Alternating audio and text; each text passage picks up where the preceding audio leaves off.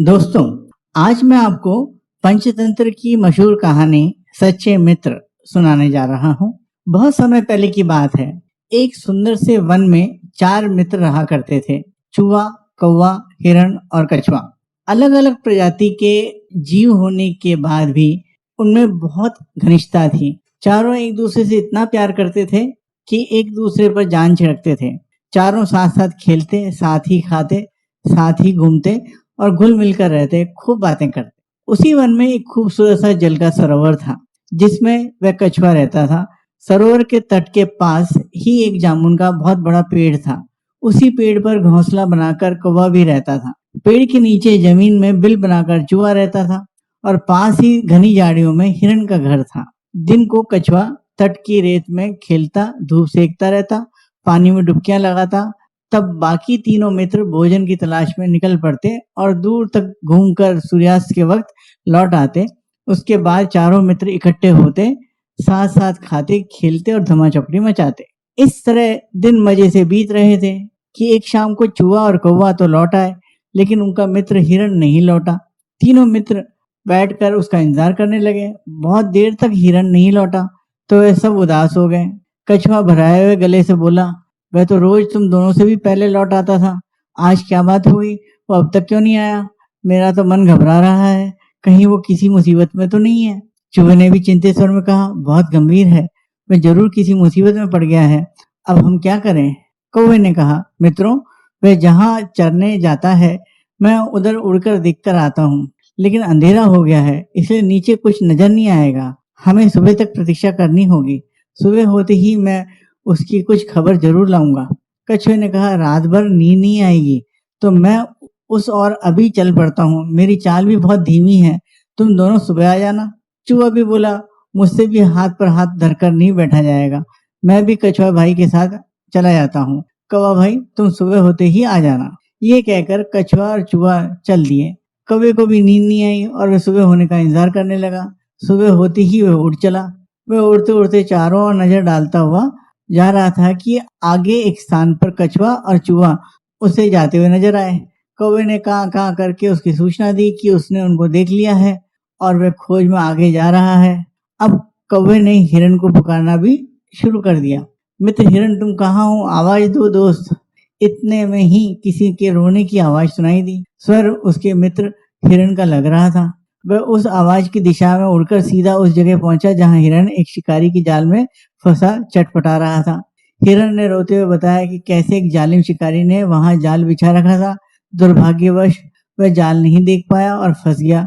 हिरण ने रोते रोते कहा, वह शिकारी आता ही होगा, वह मुझे पकड़कर ले जाएगा और मेरी कहानी खत्म समझो। मित्र कौवे, तुम चूहे और कछुए को मेरा अंतिम नमस्कार कहना। कौवा बोला, मित्र तुम क्यों घबरा रहे हो?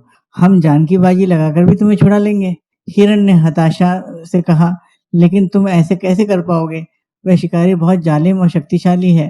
कौवे ने अपने पंख फड़फड़ाए और अपनी योजना बताई। सुनो, मैं चूहे को पीठ पर बिठाकर ले आता हूँ। वह अपने पैने दांतों से जाल को आसानी से कुतर देगा। हिरण को आशा की किरण दिखाई दी। उसकी आंखें खुशी से चमक उठी। कौवा तेजी से उड़ा और वह जल्दी से जा पहुंचा जहाँ कछुआ और चूहा आ रहे थे। कौवे ने समय नष्ट किए बिना बताया, मित्रों, हमारे दोस्त हिरण एक दुष्ट शिकारी की जाल में कैद है। जान की बाजी लगी है। अगर शिकारी के आने से पहले हमने उसे न छुड़ाया तो वह मारा जाएगा। कछुआ घबरा गया। उसने पूछा, उसके लिए हमें क्या करना होगा? जल्दी बताओ। चूहे के तेज दिमाग ने कौवे का इशारा समझ लिया था, इसलिए वो बिना समय गवाए बोल उठा, घबरा मत कौवे भाई, मुझे अपनी पीठ पर बैठकर हिरण के पास जल्द से जल्द ले चलो। इतने में ही दोनों उड़ चले। चूहे को जाल कुतर कर हिरण को मुक्त करने में अधिक देर नहीं लगी। मुक्त होते ही किरण ने अपने मित्रों को गले लगा लिया और रोंदे हुए गले से उन्हें धन्यवाद दिया। तभी कछुआ भी वहां आ पहुंचा और खुशी में शामिल हो गया। हिरण बोला, दोस्त तुम भी आ गए, मैं भाग्यशाली हूँ। ऐसे सच्चे मित्र पाकर चारों मित्र भावविभोर होकर खुशी से उछलने कूदने व नाचने लगे। इतने में ही हिरण चौंका और उसने मित्रों को चेतावनी दी, भाइयों देखो, ये जालिम शिकारी आ रहा है, तुरंत छिप जाओ। चूहा फौरन पास के एक बिल में घुस गया। कौवा उड़कर पेड़ की डाल पर जा बैठा। हिरण एक ही छलांग में पास की झाड़ी में जा घुसा, लेकिन कछुआ अपनी धीमी गति के कारण 2 कदम भी न जा पाया था कि शिकारी आ धमका। उसने जाल को कटा देखकर अपना माथा पीटा कि आखिर जाल में कौन सा जानवर फंसा था और ये जाल किसने काटा। ये जानने के लिए वह पैरों के निशान के सुराग ढूंढने लगा। इधर-उधर देख रहा था, तभी उसकी नज़र रेंगते हुए कछुए पर पड़ी। उसकी आंखें चमक उठी। वह सोचने लगा, वाह!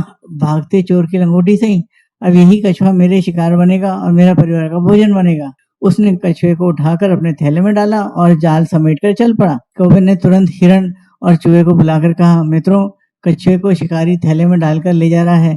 चूहा बोला, हमें अपने मित्र की जान बचानी ही होगी और उसे उस शिकारी से छुड़ाना ही होगा, लेकिन कैसे?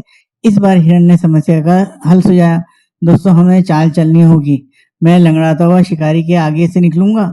मुझे लंगड़ा समझकर वह मुझे पकड़ने के लिए कछुआ वाला थैला पीछा छोड़कर मेरे पीछे जरूर भागेगा, लेकिन वो कितनी देर तक मेरा पीछा कर पाएगा? मैं उसे दूर तक ले जाऊंगा, चकमा दे दूंगा।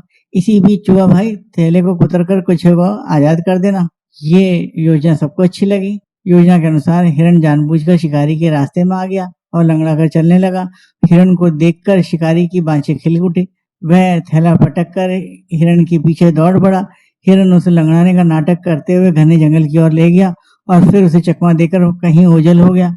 इसी बीच चूहे ने अपना काम कर दिया और अपने दोस्त कछुए को छुड़ा लिया। शिकारी खुद से बहुत नाराज था कि आखिर हिरण हाथ नहीं लगा। अब कछुए से ही काम चलाने का इरादा बनाकर जब वह लौटा तो उसे थैला भी खाली मिला। उसमें छेद बना हुआ था। शिकारी मुंह लटकाकर खाली हाथ घर लौट गया। मित्रों, इस कहानी से हमें ये सीख मिलती है, सच्चे मित्र हो तो जीवन में मुसीबतों का आसानी से सामना किया जा सकता है।